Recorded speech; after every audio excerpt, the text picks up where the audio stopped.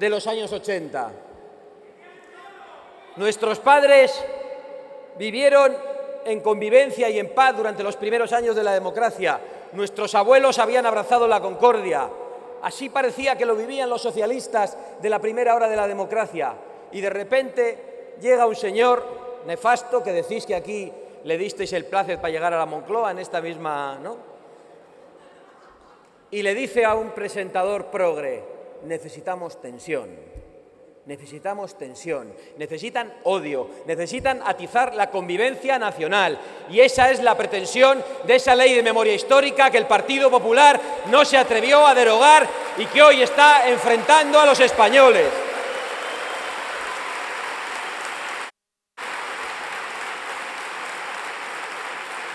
Pero quieren algo más. Quieren hacer una relectura del pasado histórico de España, para decirnos quiénes son los buenos y quiénes son los malos, y para que nos olvidemos de quiénes son ellos con esas mismas siglas, de quién es el Partido Socialista y qué historia tiene. Y quieren algo más, quieren deslegitimar la transición, quieren deslegitimar a la corona y al rey que trajeron la democracia, y quieren derribar la cruz que representa la identidad de España. No es solo la memoria histórica, no es solo la guerra civil. No les gusta España tal y como es, con su identidad, con su monarquía, con su identidad cristiana. No les gusta cómo son los españoles. Quieren una España totalmente distinta, como nos decían algunos socialistas, para que no la reconozca ni la madre que la parió. Pero sobre todo, quieren que nos olvidemos de su historia. Y lo digo porque yo creo que ya lo sabéis, porque me lo habéis escuchado estos días algunos de vosotros. Yo he hecho en esta campaña una promesa al Partido Socialista y la voy a cumplir todos los días. En Vistalegre recordamos que el Partido Socialista Obrero Español es un viejo partido que tiene las mismas siglas desde hace 100 y pico años. Los demás son partidos nuevos, incluso el Partido Popular, también Ciudadanos, Podemos, Vox, aunque Podemos tiene alojado dentro al Partido Comunista, que eso sí que es antiguo y viejo, ¿eh? Pero el Partido Socialista, que es precisamente el único partido de los que concurren a las elecciones y con esas mismas siglas tiene una historia que esconder, es el que nos viene a dar lecciones de democracia a los demás. Y la promesa que yo le he hecho al Partido Socialista, porque se enfadaron mucho después del acto de Vistalegre, porque recordamos la historia criminal del Partido Socialista, la promesa que le he hecho es que se la vamos a recordar todos los días en esta campaña. Y lo vamos a hacer aprovechando los miles y miles de personas que acuden a los actos de Vox, aprovechando los cientos de miles de personas que nos escuchan a través de las redes sociales y de la televisión. Y lo vamos a hacer para que los jóvenes que no conocieron la historia de España, pero que les animamos a que la conozcan, no a través de las películas españolas, si es posible, se lean nuestra historia y sepan qué es lo que hizo el Partido Socialista. Y además lo hacemos solo con el ánimo de dar una lección, porque nosotros no hemos venido a atizar la convivencia. Nosotros sí apelamos a la reconciliación. Nosotros sí sabemos que hoy en esta sala hay españoles que tuvieron en esa triste guerra civil a sus padres en un bando y otros que lo tuvieron en otro. Pero sabemos muy bien que ninguno de vosotros queréis que el que se sienta a vuestro lado tenga que condenar a sus padres o a sus abuelos, porque queréis la convivencia y porque amáis a España. Pero el Partido Socialista no está en eso. Así que vamos a recordarle que su fundador, Pablo Iglesias, se dedicaba a algo tan democrático como amenazar de muerte a los otros parlamentarios en el Parlamento español. Vamos a recordarles que cuando llegó la República, lo primero que hicieron fue dar un golpe de Estado a la República encabezado por Indalecio Prieto y Largo Caballero. Por cierto, mientras los separatistas catalanes intentaban la secesión, siempre unidos y haciendo daño a España a la misma vez. Golpe de Estado que provocó más de 1000 muertos. Y en el año 36 participaron en el pucherazo de las elecciones de febrero que dio lugar al gobierno del Frente Popular. Gobierno del Frente Popular que estuvo detrás, los escoltas del socialista Indalecio Prieto, del asesinato del líder de la oposición, José Calvo Sotelo, que provocó la guerra civil. Y no pudieron matar a Gil Robles y a Goicoechea, a los otros líderes de la oposición, pero también lo intentaron. Y como les parecía poco, desvalijaron el Banco de España y se llevaron todo el oro a Moscú. Y cuando llegó la democracia, salieron con las pancartas de la autodeterminación y de la amnistía para los presos de la banda terrorista ETA. Y pasó muy poco tiempo hasta que gobernaron con mayoría absoluta. Y entonces cambiaron de estrategia. Les pareció que la mejor idea era traer a España el terrorismo de Estado, traer el GAL y deslegitimar a nuestros guardias y a nuestros policías y a la lucha antiterrorista. Y como aún les parecía poco, se corrompieron, robaron a manos llenas, pusieron a sus cuñados, a sus hermanos y a sus primos, y uno de ellos, en la dirección de la Guardia Civil, se llevó el dinero de los huérfanos de la Guardia Civil. Nada más y nada menos. Pero no era suficiente. Y lo primero que hicieron fue traicionar al gobierno de España, cuando padecimos todos los españoles el peor atentado de nuestra historia, el del 11 de marzo, del que aún no sabemos todo lo que nos gustaría saber. Y después se fueron a pactar con la ETA, y lo hizo Zapatero, y con los separatistas catalanes, y presionaron al Tribunal Constitucional para que las marcas políticas de la ETA fueran legalizadas. Y como también les parecía poco, cuando gobernaba esa facción pseudoprogresista del Partido Socialista, que es Mariano Rajoy, le hicieron una moción de censura apoyándose en todos los enemigos de España, incluso en los que acababan de dar un golpe de Estado en Cataluña. Esa es la historia criminal y de traición del Partido Socialista.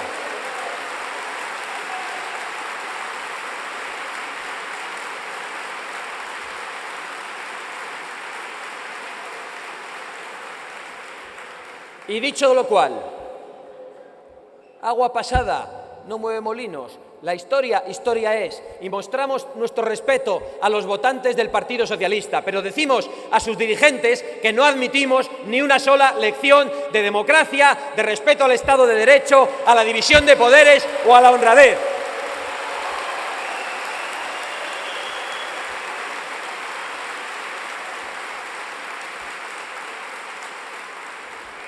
Esto para responder a la emergencia profanadora del Partido Socialista.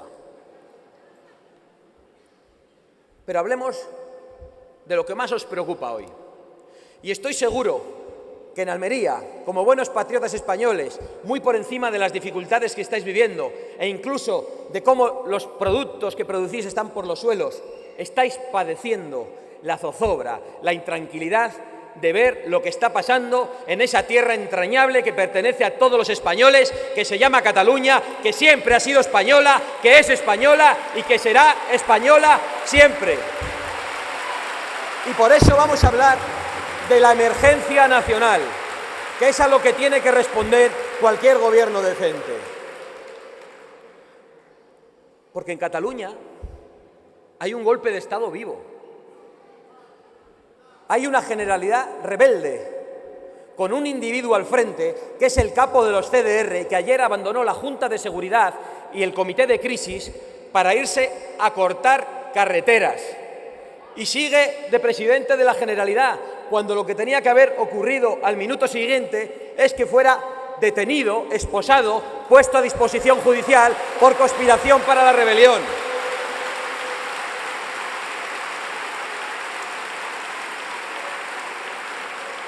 Porque las consecuencias de que haya un presidente traidor y en plena rebeldía en Cataluña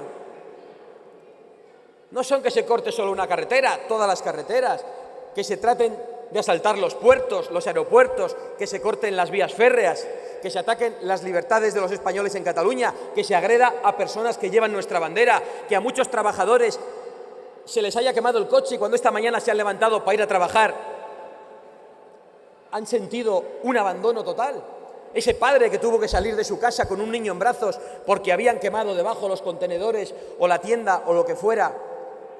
Toda esa gente que hoy está padeciendo en su día a día en Cataluña. Esos transportistas que no han podido trabajar. Esas personas que no han podido llegar a su empleo. Esos que tenían inseguridad por si les pasaba algo a sus familiares. Todos esos que están atemorizados en sus casas. Esos compañeros con los que yo hablaba estos días y que me decían que sus hijos les preguntaban, al ver la televisión en Cataluña, si estábamos en guerra. Esos policías nacionales y esos guardias civiles con los que ayer mismo pude hablar y que nos contaban que tenían órdenes expresas de no utilizar material antidisturbios y de contener a la turba violenta encapuchada que les lanzaba ácidos, petardos como cartuchos de dinamita, objetos contundentes, afilados, les cortaron los brazos, había bates de béisbol con alambres, lanzaban pirotecnia contra los helicópteros y les decían que no podían lanzar pelotas y botes de humo, que tenían que ir cuerpo a cuerpo a jugarse su vida, su integridad y el futuro de sus hijos. Y nosotros decimos que no, que a los mejores hombres y mujeres de España no se les deja a los pies de los caballos. Y le decimos a Sánchez que la convivencia no se restaura sola, que la convivencia se restaura si previamente se ha restaurado la legalidad y se echa a las turbas y a los golpistas de las calles para que sean ocupadas por las personas decentes y honradas y por esa España que madruga, que está atemorizada en Barcelona y en toda Cataluña.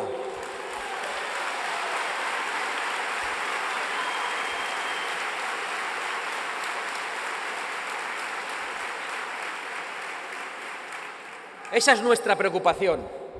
Pero ¿habéis visto al presidente del Gobierno? Ha salido a hablar y ha hecho una cosa para la que estamos ya acostumbrados. La comparecencia de ayer era puro marianismo. Era no hacer nada. Pero nosotros estamos viendo lo que pasa. Sabemos que hoy la SEAT ha tenido que parar la producción y mandar a los trabajadores a casa. Eso tiene graves consecuencias económicas. Hay personas que acabarán despedidas, hay empresas que se han tenido que ir de Cataluña y no nos alegramos, porque nosotros amamos a Cataluña porque amamos a España y queremos a las buenas gentes que allí lo están pasando mal. Y muchos catalanes así lo sienten y dieron a Vox un diputado en el Congreso. ¿Y cuál ha sido la reacción de Vox? Pues la única que se ha separado del resto de partidos políticos. Los demás han salido a decir: nosotros acatamos las sentencias de los tribunales. Nosotros también las acatamos, pero si no nos gustan y son injustas, las criticamos. Pero todos han dicho que la sentencia estaba muy bien. Han dicho que en Cataluña... Jueves 17 de octubre a las 19:30 horas en el Palacio de Congresos de Aguadulce, acto público de Santiago Abascal, presidente de Vox, acompañado por la candidata al Congreso por Almería, Rocío de Mer. Cuando instruyó la causa y jueves 17 de octubre a las 19:30 en el Palacio de Congresos de Aguadulce. ¿Estaba equivocado Vox, la acusación popular, que es quien está detrás del inicio de estos procedimientos cuando acusamos por rebelión? ¿Estábamos todos equivocados?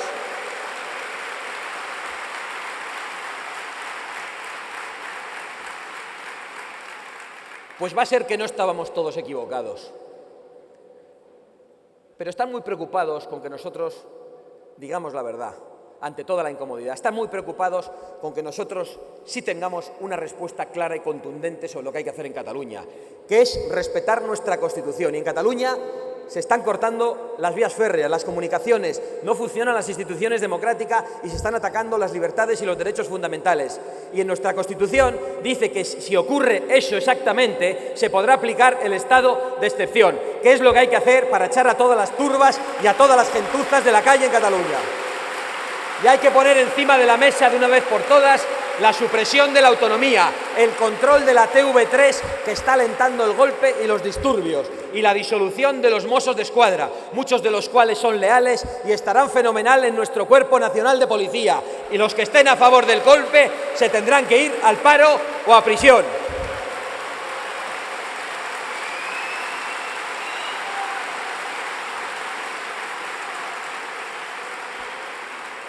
Y por hablar tan claro están todos contra Vox, hasta tal punto que ayer el presidente del Gobierno, y le secundaban pues toda la prensa, convocaba a los partidos y decía: el presidente del Gobierno convoca a todos los partidos. Pues no, convocaba al PP, a Ciudadanos y a Podemos, y todos fueron allí a permitir esa escenificación, y no se le ocurrió ni al PP ni a Ciudadanos decir: hombre, nos gustaría que llamen a Vox. No. En ningún momento, no vaya a ser que más españoles nos conociesen, y no les incomodó compartir ronda de consultas con Podemos, que es un aliado del golpe, y dejando a Vox de lado. Pero no pasa nada, si ya sabemos que todos hacen una lectura parecida de lo que ocurre en Cataluña y Vox hace otra. Estamos mejor solos que mal acompañados. Estamos mucho mejor con todos vosotros que con todos ellos. Estamos mucho mejor con la buena gente de Cataluña que con esos políticos cobardes y cómplices.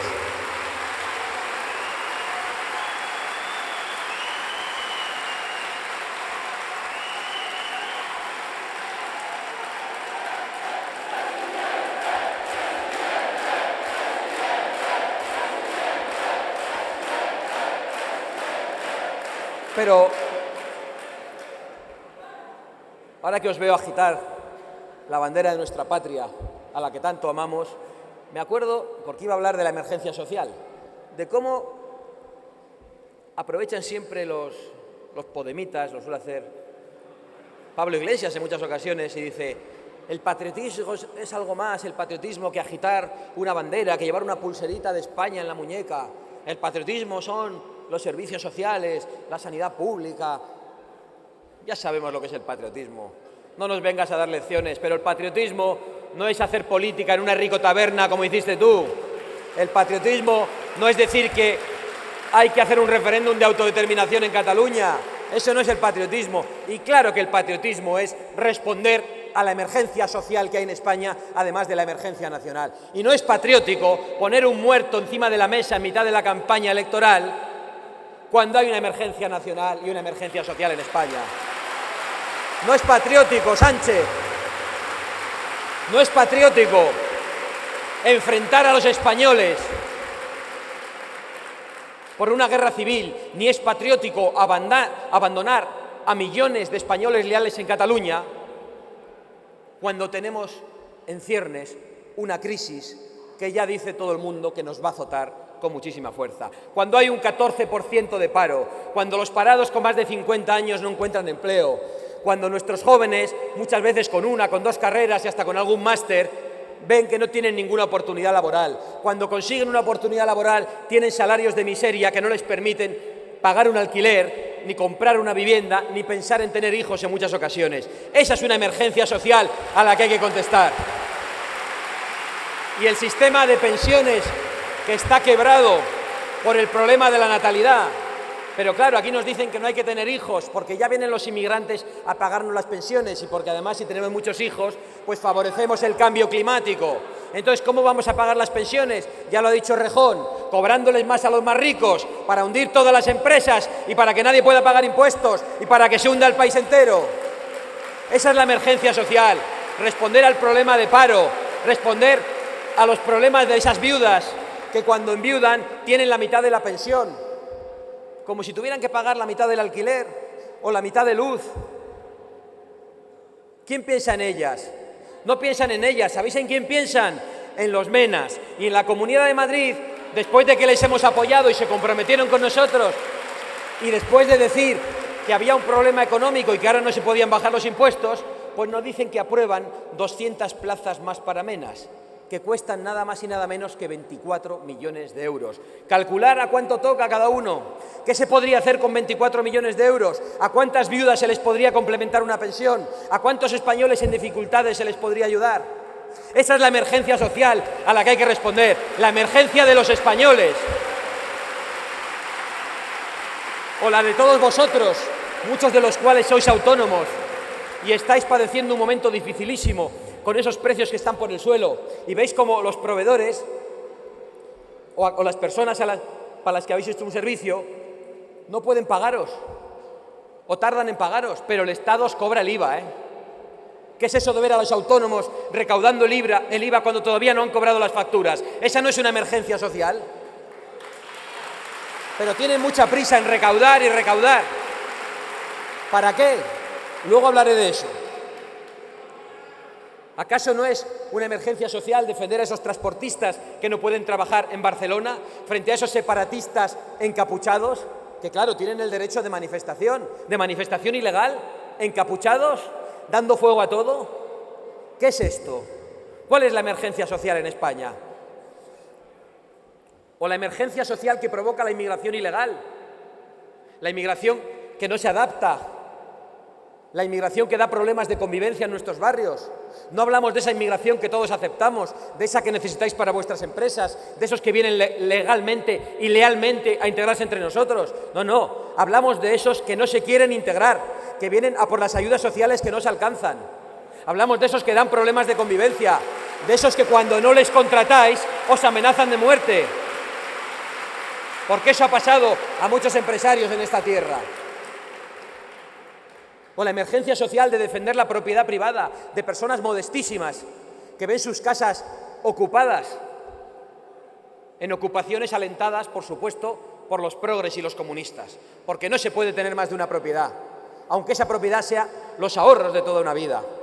Esas son las emergencias a las que nosotros queremos responder, y a la emergencia del campo, la emergencia social, la emergencia nacional, pero no, para este gobierno desleal, traidor, que quiere enfrentar a los españoles, la emergencia es sacar a un muerto de su tumba.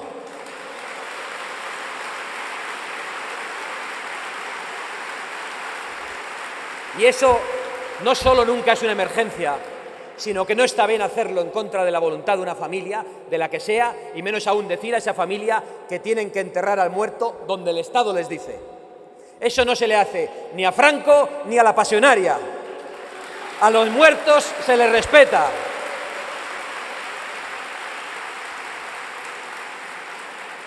Permitidme que comparta con vosotros una preocupación, y es la del creciente chavismo institucional que se percibe en España. Cuando el Partido Socialista gobierna, las instituciones democráticas tienen miedo. Los jueces viven en la incomodidad o en el temor. Los fiscales, los abogados del Estado, los funcionarios públicos, los policías, los comisarios sobre todo, los guardias civiles, los oficiales cuando tienen que ascender, los militares, tienen miedo. Y tienen miedo porque conocen los antecedentes del Partido Socialista, porque saben que el Partido Socialista se comporta como un enemigo de las instituciones democráticas, de la división de poderes y de las libertades de los españoles para poder hablar. Y lo vemos con preocupación, porque hemos visto cómo se ha torcido la voluntad del Tribunal Supremo para que hiciera lo inconcebible, decirle a una familia que van a desenterrar a un familiar y que no pueden enterrarlo en la cripta de su propiedad. Decir a los españoles que ese golpe de Estado y esa rebelión que todos veíamos es una sedición. Por cierto, las penas del Tribunal Supremo coinciden exactamente con las que pedía el abogado del Estado que sustituyó al abogado del Estado cuando llegó Sánchez. Es decir, el abogado del Estado que dejó de ser abogado del Estado para ser abogado de Sánchez. Estamos viendo esos signos de preocupación en el Tribunal Supremo, en la Junta Electoral Central, que no permite ni inaugurar una carretera, ni hacer un acto público a ningún gobierno en un periodo electoral, gastar dinero público en algo que tenga que ver con la propaganda, con los logros del gobierno, con alguna de sus promesas electorales. Todo eso se detiene durante el procedimiento electoral, cuando las Cortes se disuelven. Pues bien, hemos recurrido a la Junta Electoral Central para decirle que no parece que sea muy urgente sacar un muerto a mitad de las elecciones, que esperen al 10 de noviembre, pero tienen mucha prisa en sacarlo estos días, porque no saben qué hacer para dejar de hundirse en las encuestas. Y la Junta Electoral le ha dado la razón al Partido Socialista. La misma Junta Electoral que hace unos años, junto con la complicidad de Correos, secuestró toda la propaganda electoral de Vox, que eran miles y miles de sobres con la bandera de España, y nos dijeron que no podíamos utilizar la bandera de España en los sobres electorales. Tuvimos que recurrir al Supremo, que todavía no tenía demasiado miedo, y nos dio la razón. Y hemos visto a la Audiencia Nacional el otro día no queriendo estropearle al Partido Socialista sus pactos con Bildu y permitiendo a un terrorista de ETA, que está en prisión, hacer una exposición en su pueblo, en un clarísimo acto de humillación a las víctimas y de exaltación del terrorismo. ¿Y sabéis quién es el terrorista en cuestión? Porque no hizo casi nada, claro. Solo asesinó al presidente del Tribunal Constitucional, a Francisco Tomás y Valiente. Pero al Partido Socialista parece que le molesta que sus pactos con Bildu después de las elecciones se puedan dificultar. Y hemos visto a la jueza Laya diciendo que no se podía investigar la corrupción del PSOE en Andalucía y contar todas las presiones que ha recibido. Y vemos lo que pasa con el juicio de los ERES.